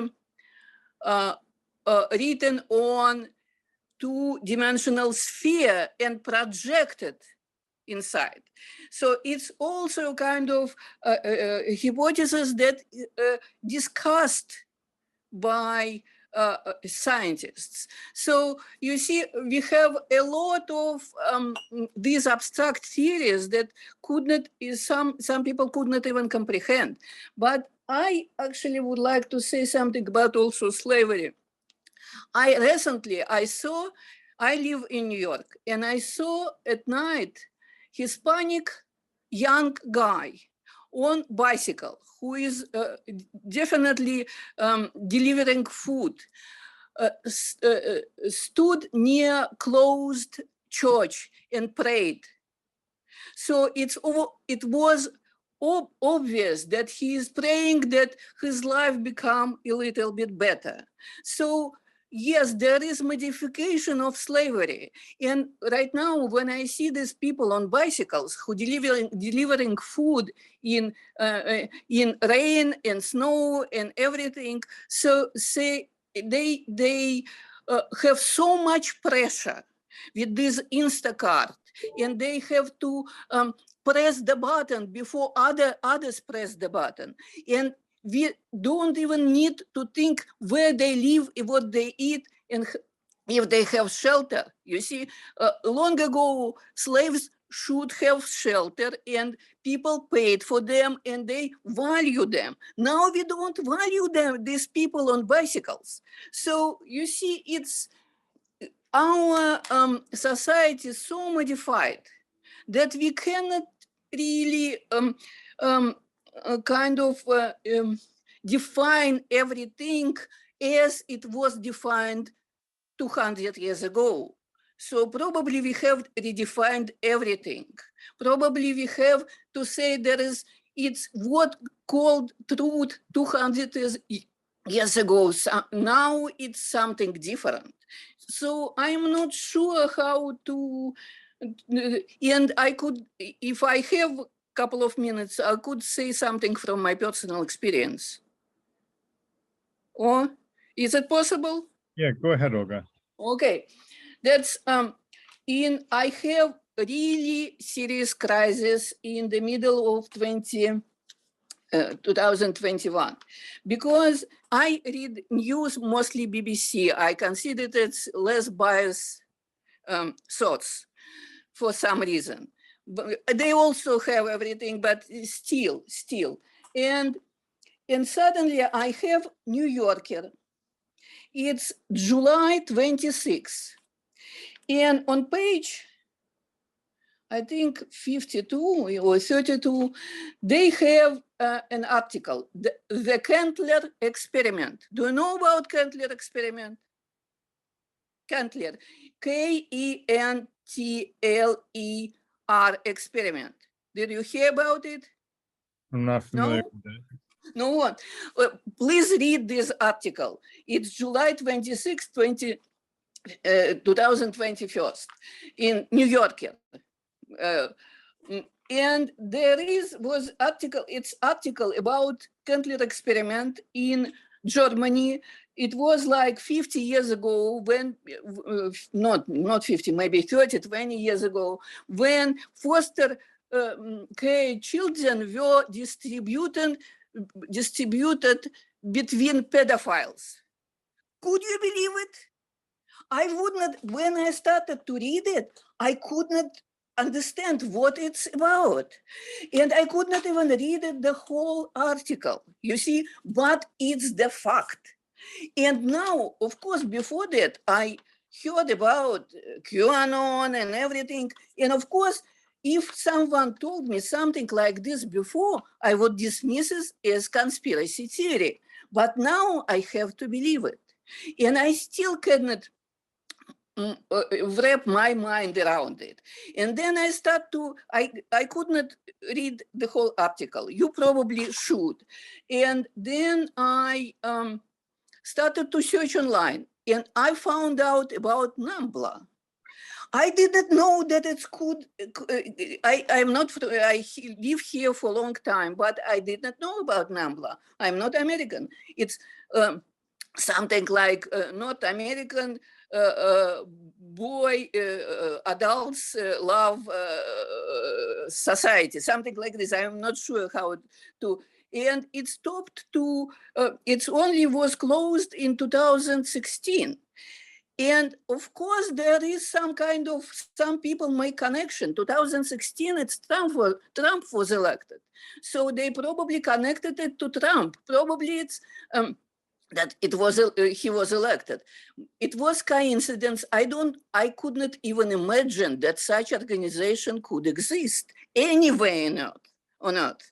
You see, so right now I'm in so, I still could not wrap my mind around of all this. And then I read that something in Great Britain, there was some kind of TV personality also in something. And there is, it's all you could read online. And I kind of still, and if we start to think that it was, okay, now everything good, now there is nothing like this happen, it stopped to happen, it would be naive. So something still probably somewhere, something is happening. We just don't know about it. And I never saw or talked to person, I'm saying not online, in real life from QAnon. I don't know what it is, but probably these people try to reveal something like this and someone trying to ridicule them. So I am not sure what is going on, but please read this article. And maybe I come to the next year meeting.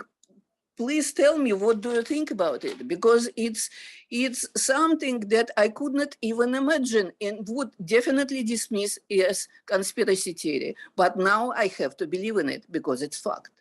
Yeah, I agree with you, Olga. It's a very disturbing thing. I Googled it. About your comment on simulation theory, I posted my essay on objective reality in the online community, and I think in the chat. I'm not sure if I put it in the chat, but it's definitely in the online community in Discord. And basically, if I'm right, whether the universe that we see is a simulation or not, the winning strategy is to treat it as if it's reality, which makes the whole simulation hypothesis completely irrelevant. Whether we live in a simulation or not, it doesn't matter, because we might as well treat it as reality either way. And the other thing to mention is that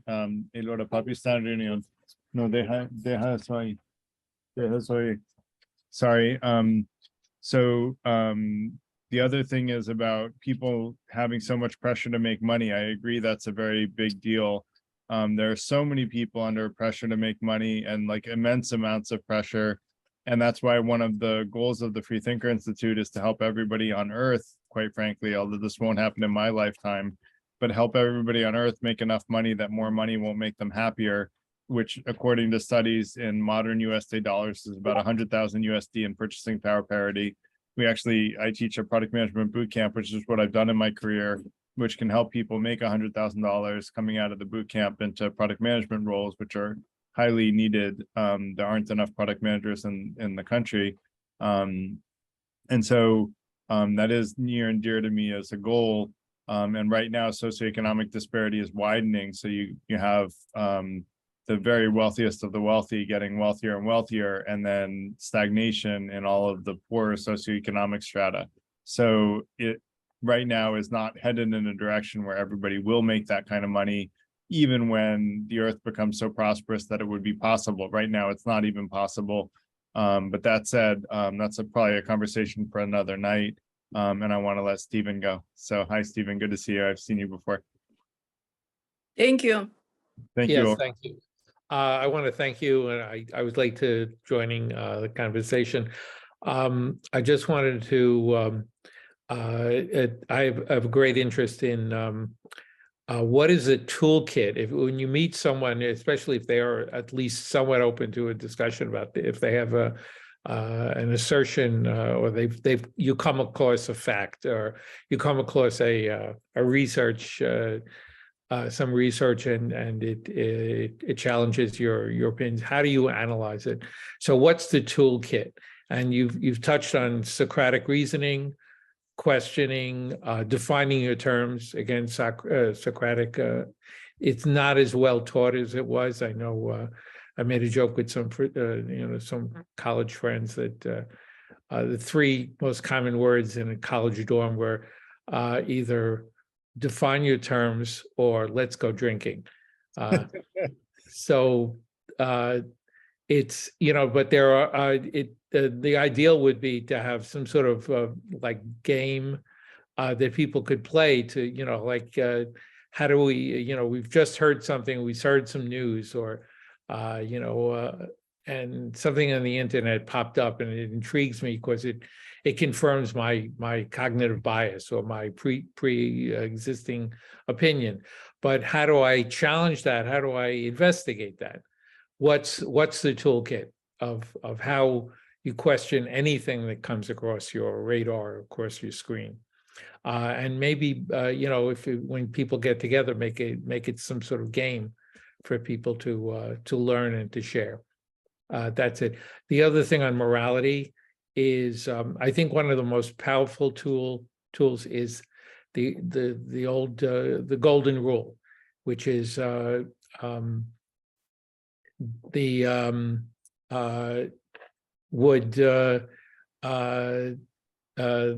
basically would I if this was done to me, would I consider that acceptable? And it comes in many forms. The law of karma is one variation. The law of the old expression, be nice to people as when you're on your way up, because you'll meet them again on your way down. All of these are concepts which allow you to analyze whether something is good or not good. Whereas the idea of the good for the greatest number, which is very common. The problem with that is good for who? And again, you get into the money question. Who profits from something? Because just saying the greatest good for the greatest number or utilitarianism doesn't tell you if you yourself want to be the one who's the victor, who's the one sacrificing. And a modern example is Mr. Musk thinks it's wonderful to have these machines, these quote self-driving cars, which aren't really self-driving, they're more assisted.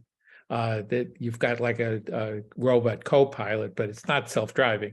But the more data you get, then the better the car, the device will be, and theoretically, more people will survive. And if all of the cars were all robot-driven, everything would be wonderful, and we'd be in a world with no car accidents. Meanwhile, people are having car accidents in Teslas, crashing into the back of police cars and all kinds of things you could read about. That would be resolved if you said, would I like to be the one who crashes into another car because my self-driving car, I just trust the self-driving car. I wouldn't like to be the one that gets crushed in a car because I just want to provide more data for some future wonderful paradise where these things work better. So I think the golden rule is so common, exists in all traditions. It's a powerful tool. It's very much like natural law, which is what many philosophers have discussed, and consider that. Thank you. Thanks. So the tool that I'm trying to add to the toolkit, you mentioned the toolkit, is listening to understand, which is listening to other people's perspectives and asking thoughtful questions with Socratic method, but not as sharp of a Socratic method as Socrates had, but more of a soft Socratic method of asking questions that make someone introspect about why they think what they do, and force them to question themselves, their own rationale for believing or having come to the beliefs that they have. And that's what I think changes minds, is getting someone to think carefully about why they came to their existing beliefs and how they can defend their existing beliefs without making them defensive. And it is an art. It's not easy. It does take effort, as was talked about, but I think it's a worthwhile effort to convince people to be more aligned with truth and to make better decisions. That's making the world a better place. It's making their lives better. If they influence you, it's making your life better. It helps everybody. As far as the golden rule, I like the golden rule, but I actually like the platinum rule better. And I have a little iteration on the platinum rule to make it a little more fail-safe.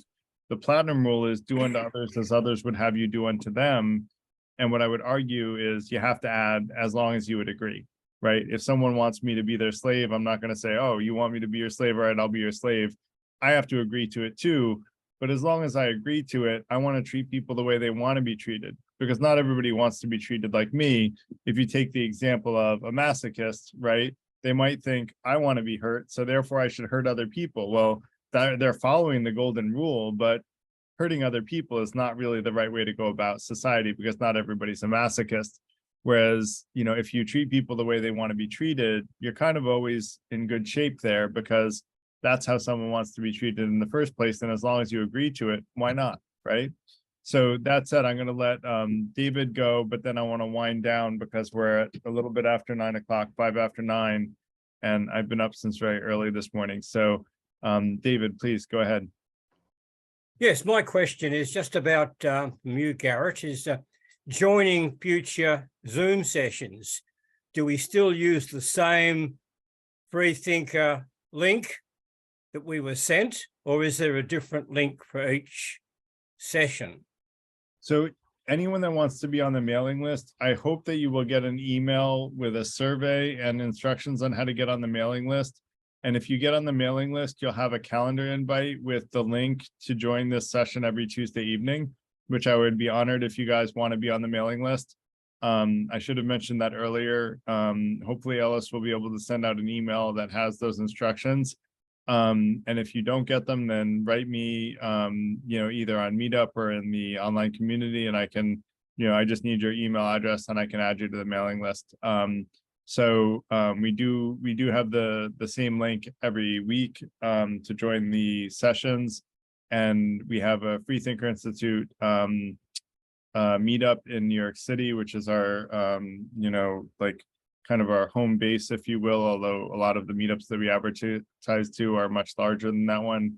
But that's kind of our, our central meetup, our home meetup group, although we have a couple of Freethinker Institute meetups around the world as well. I think we have one in Toronto and one in Bangkok. So, but I'll look forward to seeing you again. It sounds like you'll come back, David, which we appreciate. You had great comments. And I do want to thank everybody. We had so many good comments tonight, just like tons of wisdom and knowledge shared. So I want to thank you all for contributing that to the community. And I would love for you all to join the online community. And we're having really good conversations there as well. So would love to interact with you all there. So thank you all for coming. Hope you all have a great rest of your night, and hope to see you all again. Lots of regulars, which is great to see all your faces. And thanks again for coming. Hope everybody has a great night, and hope to see you all next Tuesday and in the online community between now and then. Thanks a lot, everybody. Thank you, Garrett. Good night. Bye-bye.